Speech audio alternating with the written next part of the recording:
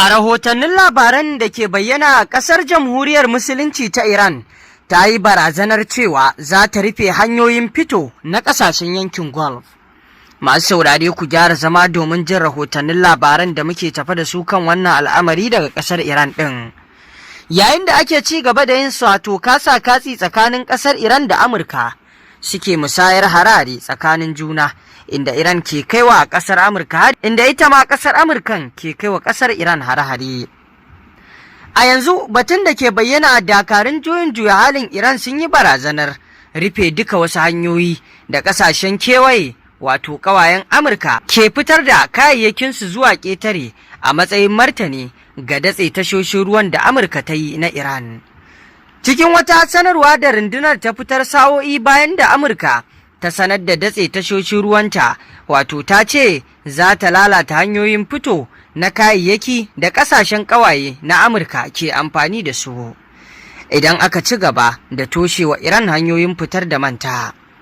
Tunda aka datsewa Iran hanyoyin fitar da mai da iskar gas ɗinta domin durkusar da tattalin arzikinmu, wadda ke zama barazana ga tattalin arzikin ƙawayen Amurka, to mu ma a jira namu matakin na datse hanyoyin fito na ƙasashen, in ji wato sanarwar da IRGC ta fitar. Iran ta ce mashigar Hormuz za ta ci gaba da kasancewa a rufe.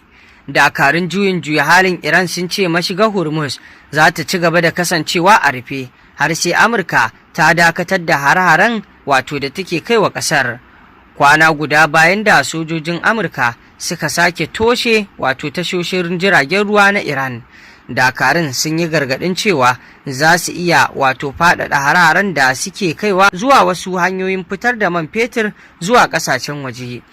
Ɓangarorin biyu sun sake musayar hare-hare cikin dare, inda a kafafen yada labaran Iran suka ce an kai farmaki kan cibiyoyin Amurka da ke Bahrain da Kuwait da Jordan. Sojojin Amurka sun ce sun shafe tsawon sa'a 7 suna wato kaiwa Iran hari. Yayin da yarjejeniyar tsagaita wuta wato ke rushewa, shugaba Trump ya sake yin barazanar kai hare-hare kan tashoshin lantarki da gadoji a Iran, wato idan bata koma teburin tattaunawa ba. A ɗaya batun kuwa, ƙasar Amurka tana goyon bayan farfaɗo da bututun mai na Iraki da Siriya. Ma'aikatar harkokin wajen Amurka ta ce tana goyon bayan ƙoƙarin da Iraki da Siriya ke yi na farfaɗo da wani bututun ɗanyen mai da ya haɗa ƙasashen biyu.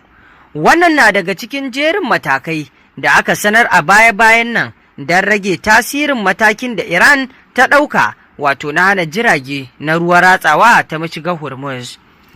Wani jami'i ya ce kamfanonin mai wato na Amurka za su taka rawa wajen sabunta aikin bututun man fetirin wato na bututun man fetur na Kirkuk Banyas, wanda wato ya kusan daina aiki gaba ɗaya tun bayan mamayar da Amurka ta yi wa Iraki a shekarar 2003. Shugaba Trump ya ce Iraki za ta iya taka muhimmiyar rawa saboda tana da arzikin man fetur kuma za su kulle yarjejeniya da dama da ita. An sa ran wannan bututu zai rika jigilar ɗanyen man fetiri daga filayen wato man Iraki zuwa gabar tekun Bahar Rum wato da ke Siriya.